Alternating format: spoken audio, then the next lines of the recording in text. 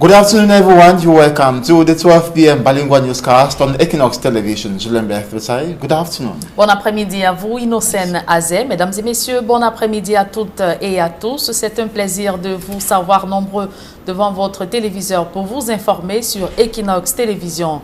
L'équipe de campagne du RDPC pour la Leki Est vient de tenir son tout premier meeting au cours duquel il a été question de mettre un terme aux différentes contestations qui se font entendre au sein du parti au pouvoir, Emmanuel Diop et Gizogo.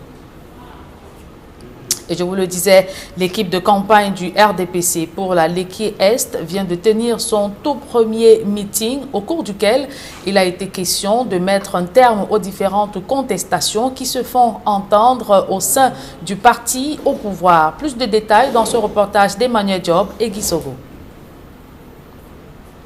Un nouveau départ pour l'Union Ekeléa. À Ezeka, le RDPC est rentré en campagne pour les municipales et législatives en soulignant que ses candidats sont les meilleurs. Tout ce qu'il nous faut, c'est la cohésion. De travailler en une soudée. Vous savez, le RDPC est le parti le mieux implanté sur le territoire. Nous pensons que si nous travaillons en équipe, si nous taisons un tout petit peu pour nos petites querelles familiales et toutes les autres, je crois qu'on doit gagner. Pour ce parti, au vu de son investissement dans ce département depuis plusieurs années, c'est à un retour d'ascenseur qu'il s'attend. Les électeurs de RDPC, parce que le RDPC a présenté des candidats valeureux dans ce département.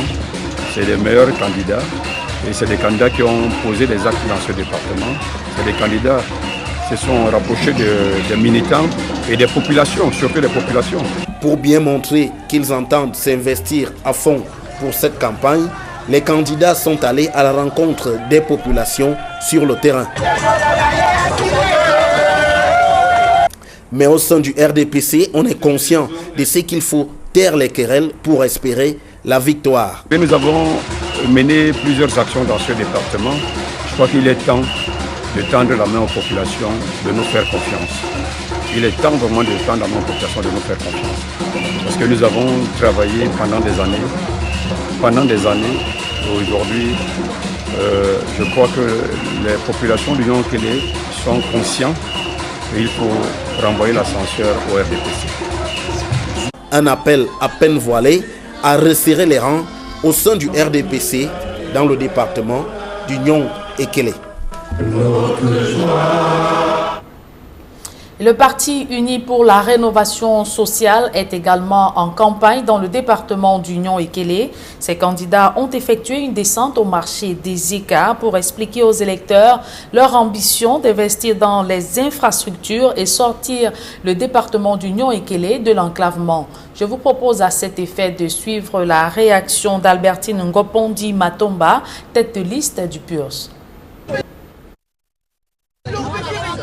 Il a fallu qu'on aille vers cette population pour leur dire que nous avons écouté, nous avons entendu et nous avons pris des décisions par rapport aux cris qu'ils ne cessent de lancer de façon quotidienne.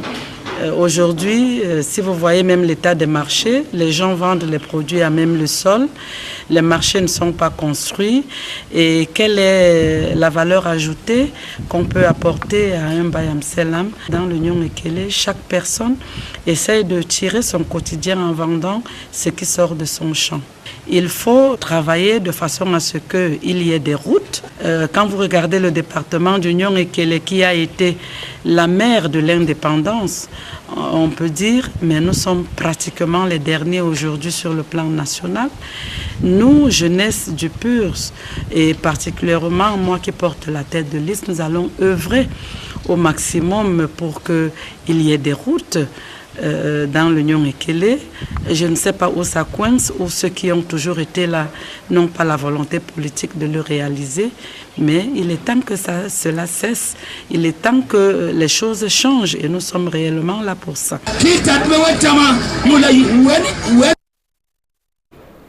Législative et municipale 2020, le maire de Douala 5e dresse son bilan Gustave Ebanda promet la construction d'une cité municipale, la mise en place des micro-projets pour les jeunes et la réhabilitation des différents axes routiers. L'autorité municipale, dans son allocution, est revenue sur les difficultés rencontrées au cours de son mandat. Plus de détails avec Julien Guignondé et Séverin Chouban. Après 4 années passées comme maire de la commune d'arrondissement de Douala 5e, Sa Majesté Gustave Ebanda présente quelques-unes de ses réalisations. Il avoue tout de même avoir été confronté à certaines difficultés. Nous sommes l'une des plus grandes communes du Fori et les moyens dont nous disposions n'étaient pas à la hauteur de la sollicitude des populations. Bonham Sadi est déjà saturé. Il nous faut une cité municipale. Nous devons construire cette cité municipale. Nous avons de belles maisons, mais nous n'avons pas pu, malgré nos efforts, satisfaire le besoin en route. C'est pour ça que nous avons acheté le matériel pour notre usine à pavés, pour que ces routes-là soient pavées, pour ressortir la beauté même des constructions dans nos quartiers et villages. La liste RDPC, le Rassemblement démocratique du peuple camerounais, à Douala 5e, place la jeunesse au centre de ses préoccupations à travers la création des micro-projets générateurs de revenus, si jamais elle est plébiscitée au soir du 9 février 2020. Nous avons beaucoup fait pour les jeunes, mais les difficultés persistent. Il faudrait qu'on essaye de voir comment étudier la création d'un fonds spécial pour l'entrepreneuriat jeune. Ces jeunes sont porteurs de projets. On doit trouver les moyens pour cela. La lutte contre le grand banditisme, la réhabilitation des axes routiers, une préoccupation majeure pour les populations de Douala 5e. Certaines personnes qui n'étaient pas identifiées dans des carrefours de chargement des mototaxis. Donc nous avons pleuré auprès de lui parce qu'il fallait identifier ceux qui font la moto et ceux qui ne font pas. Problème d'identification et le traçage. L'exécutif sortant énumère des acquis sur le plan éducatif et sanitaire, notamment la construction des salles de classe, le renforcement du plateau technique de certaines formations hospitalières, entre autres. Nous avons acheté des tricycles pour la précommune bordure ménagère. Nous avons fait le remplissage des nids de poules sur les voies aménagées. Le renforcement de l'éclairage public à travers la pose de plusieurs lampadaires dans les quartiers et villages. Les populations qui disent toujours attendre que les efforts soient davantage visibles sur le terrain espèrent de meilleures conditions de vie. À Kribi, dans le département de l'Océan, le PCRN affronte le Rassemblement démocratique du peuple camerounais pour le contrôle des exécutifs communaux de Kribi 1er et 2e. Joseph Abenabena nous en dit un peu plus. C'est par le village Bikondo, dans l'arrondissement de Kribi 2e, que le PCRN commence sa caravane électorale avec pour site de rencontre la chefferie pour convaincre les populations. J'ai senti beaucoup de ferveur, beaucoup de joie et je pense que le projet de société que nous leur apportons fait l'adhésion de tous et c'est tout à fait normal qu'on sente combien de fois ils sont de tout cœur, ces populations-là sont de tout cœur avec nous. Dans le même temps, le RDPC ouvre la campagne par un meeting de foule ici, à la salle des fêtes de Kribi. Tout l'océan, tous nos militants, tout le RDPC, les femmes et les hommes de bonne foi, les femmes et les hommes de bonne volonté, tous les partis alliés, un seul mot, la victoire du RDPC aux deux scrutins qui arrivent et pas de partage de voix dans ce département qui fait partie du cercle granitique du président Paul Biya. Si le PCRN est l'unique adversaire à Kribi 1er et Kribi 2e, le Parti de la Flamme aura un autre adversaire dans les 7 autres communes, comme le dévoile ici à Bipindi le ministre Jules Dorendongo. Si les combats sont plus rudes à Kribi, ici à Bipindi, le RDPC est seul en liste. Et du coup, notre adversaire, c'est nous-mêmes. Nous-mêmes en ce sens que nous souhaitons qu'il n'y ait plus d'abstention. Que tous ceux qui sont inscrits, détenteurs d'une carte de vote, soient effectivement présents dans les bureaux et qu'ils votent très rapidement et qu'ils retournent à leurs occupations régulières. Pendant les 2 semaines, la bataille s'annonce rude dans la cité balnéaire avec des affrontements, des meetings et des porte-à-porte Déjà qu'on annonce l'arrivée à Kribi dans les prochains jours de Cabral Libye pour soutenir ces candidats qui ont eu le courage d'affronter l'impossible à Kribi. Et comment les candidats au double scrutin du 9 février prochain se déploient-ils sur les réseaux sociaux? Ils sont nombreux à avoir sollicité ces plateformes pour obtenir plus d'électeurs ou plus de suffrages au soir du 9 février prochain. On voit tout cela dans ce reportage d'Eric Watat et Kedjara. Et je vous le disais, comment est-ce que les candidats au double scrutin du 9 février prochain se déploient-ils sur les réseaux sociaux? Ils sont nombreux à avoir sollicité ces différentes plateformes pour obtenir plus de suffrages au soir du 9 février prochain. Eric Watat et Kedjara. Samedi dernier, la campagne électorale bat son plein sur l'étendue du territoire national, mais aussi sur les réseaux sociaux, véritable terrain de démonstration de force des candidats qui, pour certains, ne lésinent sur aucun moyen pour allier le plus grand nombre.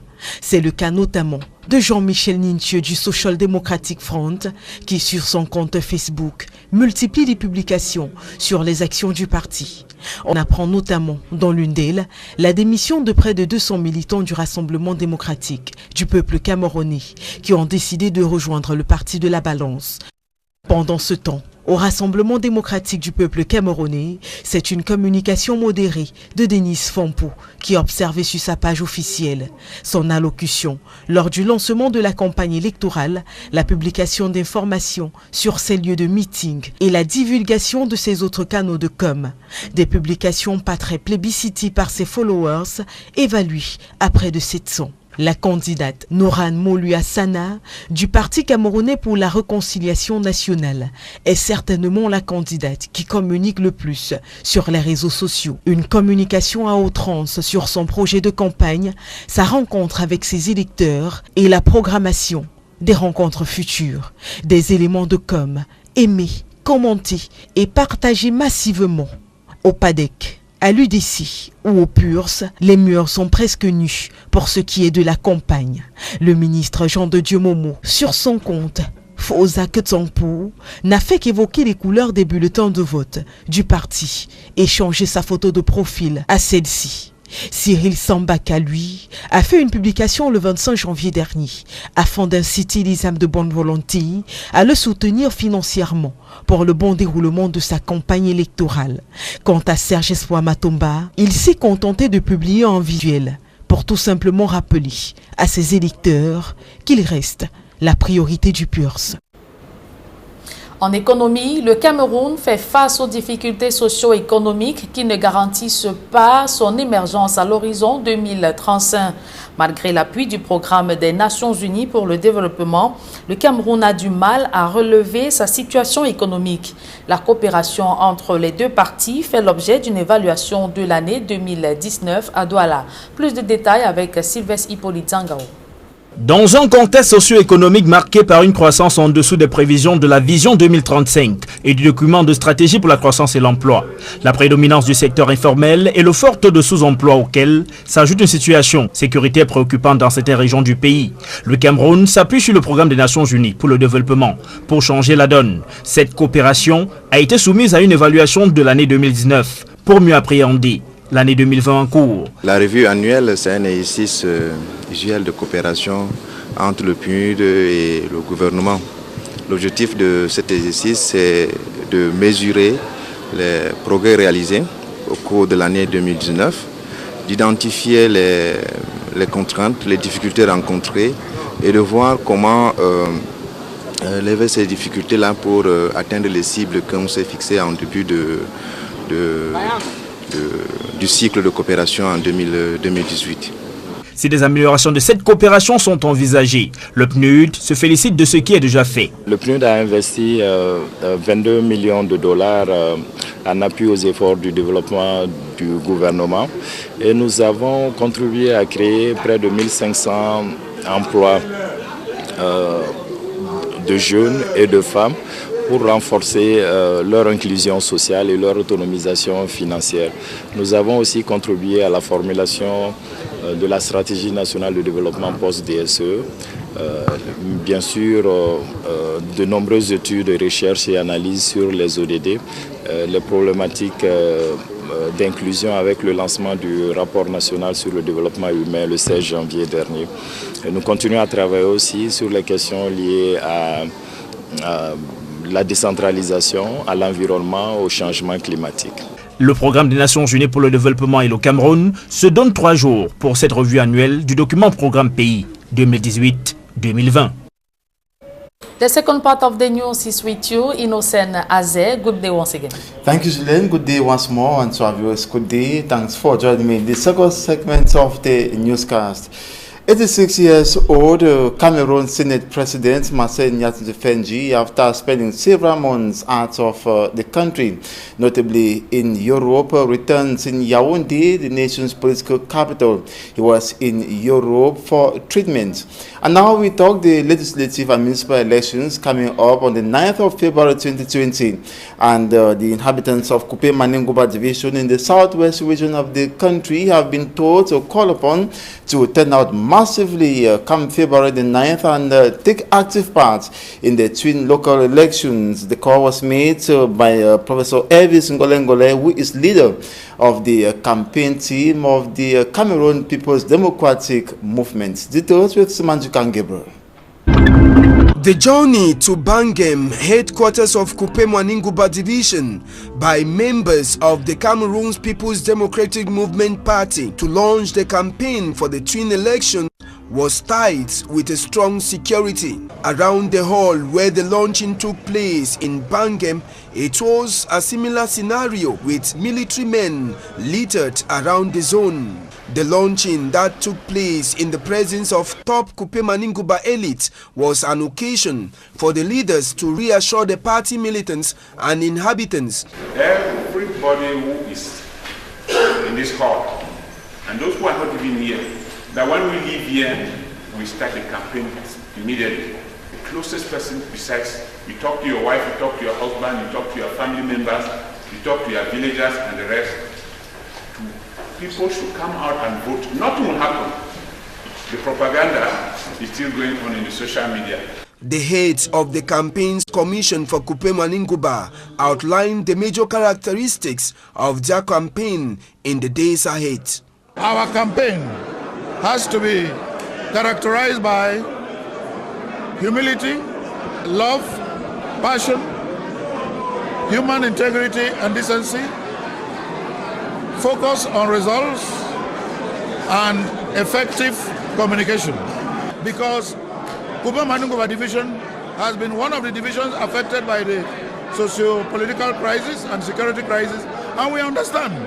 But we are each other's keeper, and will continue to be each other's keeper in brotherhood, in fraternity, and in solidarity. And we believe that we shall overcome. With the uncertainty that looms about the elections coming up, the inhabitants of Kupe Maningoba division are reassured.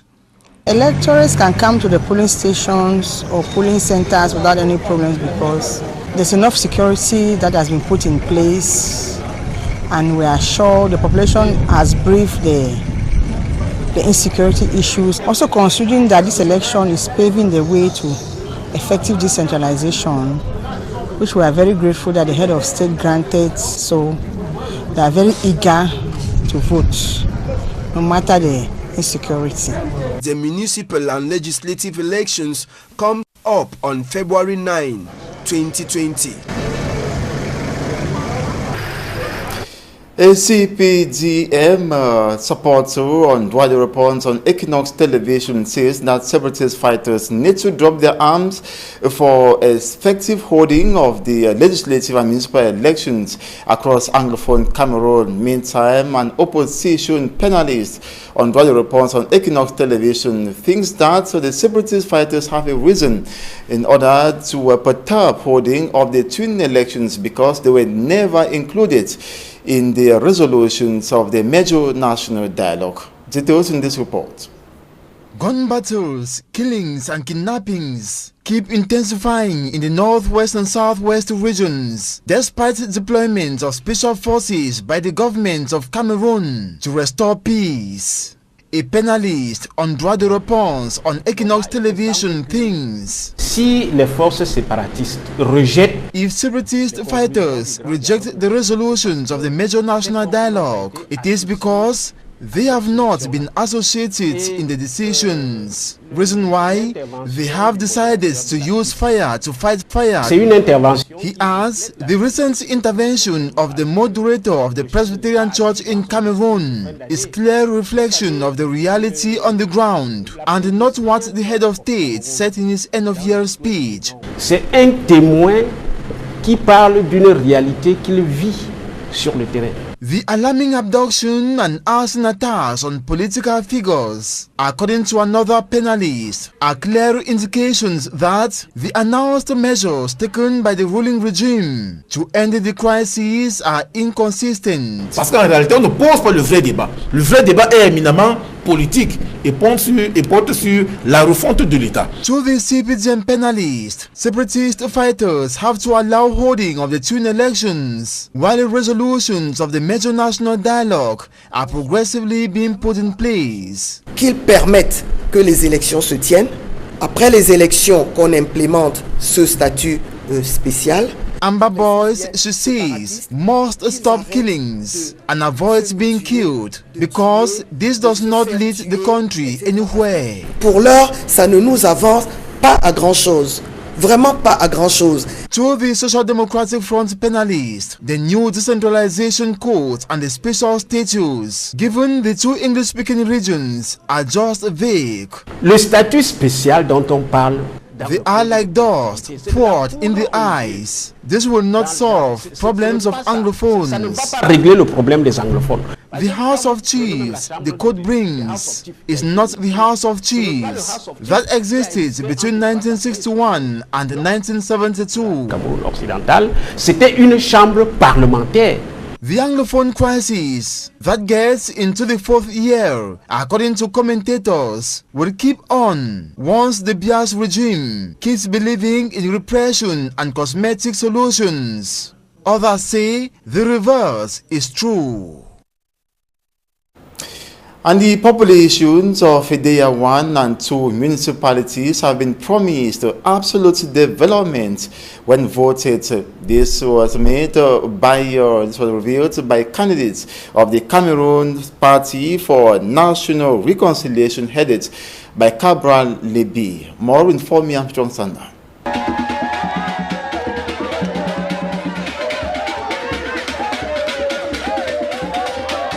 Cabral Lebi, National President of the Cameroon Party for National Reconciliation, CPNR party, chose Edea in the Sanaga Maritime Division of the Littoral region to launch campaigns ahead of the 9th February 2020 municipal and legislative elections in Cameroon. Accompanied by a crowd of CPNR party supporters and sympathizers, Cabral Lebi told the people of Edea 1 and 2 subdivisions that his party's candidates were the best for the development of their council areas.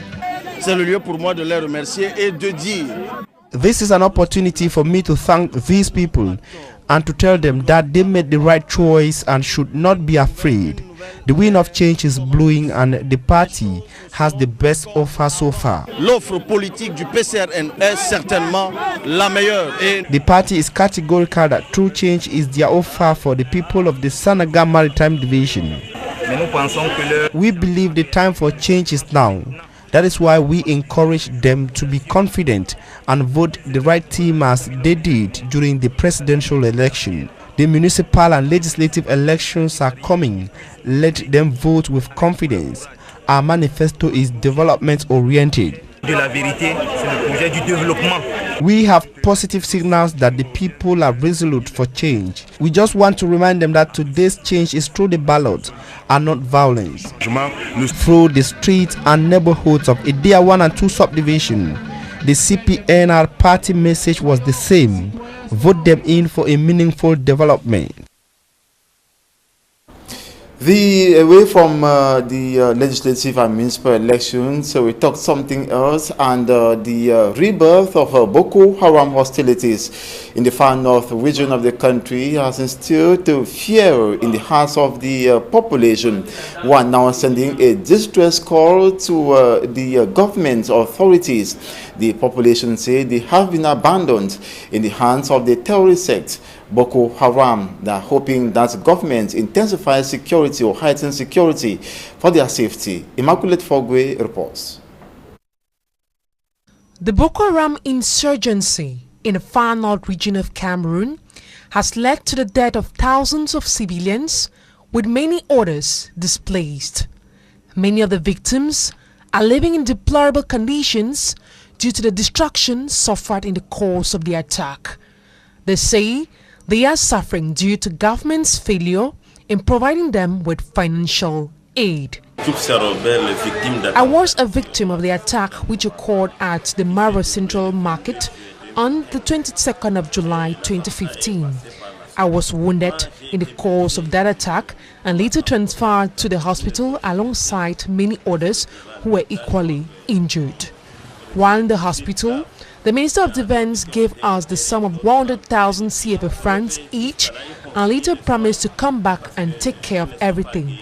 But after being discharged, we haven't heard anything from them. Quand on est sorti de l'hôpital, à notre grande surprise, là, il n'y a rien. Et comme the minister had asked us to compile documents, which we did. The documents were later sent to him, but now I don't know if he received them or might be they are ignoring us.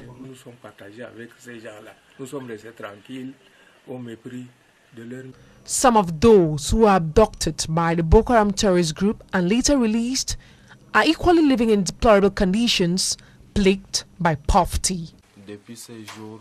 Since after release from captivity, we have been living in difficult conditions. We have been unable to go to school. We have been abandoned to ourselves. The state promised helping us, but nothing has been done yet. The victims are sending a distress call to the Yaoundé administration to rescue them from hardship and abject poverty. Investigations are ongoing in Limbe in the southwest region of the country to determine the root cause of the death of 4 persons. The lifeless bodies were discovered by a hunter, as reported by Davison Maimo in the following report. The people of Limbe municipality in general are still to come to terms of the discovery of 4 dead bodies already in a state of decomposition along the Batoke-Idina stretch of road at a locality called Maiten, and the shooting to death of a bandit trying to steal copper cables at the Omisport Stadium, all in Limbe 2 subdivision. According to the stadium director, Madame Pascaline Mboa, for some time, men of the underworld have been stealing copper cables that supply electricity to the street and security light around the stadium. There is a phenomenon now where they come around to steal cables around the Limbe Omisport Stadium. But we want to send this note very hard now that the military around the stadium now, they are not joking, especially for the fact that we have Shan that is coming up very closely. Those who have been carrying out this act of vandalism, we just want to beg and appeal to them that they should stop it, because there will be more and more waste of life if they continue to remove these items that we consider very important in the organization of the upcoming event. At Batoke village, it was a hunter who is said to have discovered the 4 dead bodies already in a state of decomposition. Duncan Molindo is the mayor to the Limbe 2 municipality. We cannot identify any of them, and nobody is telling us whether they are boys within the area or they are coming from where the corpses are. The remains of the 4 were buried at the spot by youths of Batoke village, mobilized by Chief Otto Molongo of Batoke. We don't really know where they came from, and they are not been identified as people from Batoke. So it's really sad that we are trying to find out to know exactly what happened and who brought them here. Security forces, the administration here at Limbe 2 subdivision are actually having a hard time in identifying what actually may be the cause. We are told the cause were discovered by one person who actually alerted the administration and the forces of law and order. Davison Maimo for Equinox Television at Maiten, Batoke Village, Limbe 2 Subdivision. And that's it for this 12 p.m. bilingual newscast on Equinox Television. Thanks so much for watching. Another edition comes up at 4 p.m. Julien Def à 4 p.m. On se voit à 16h. Innocène Azé, mesdames et messieurs, merci d'avoir suivi cette édition bilingue du journal. Les programmes se poursuivent sur la meilleure des télévisions.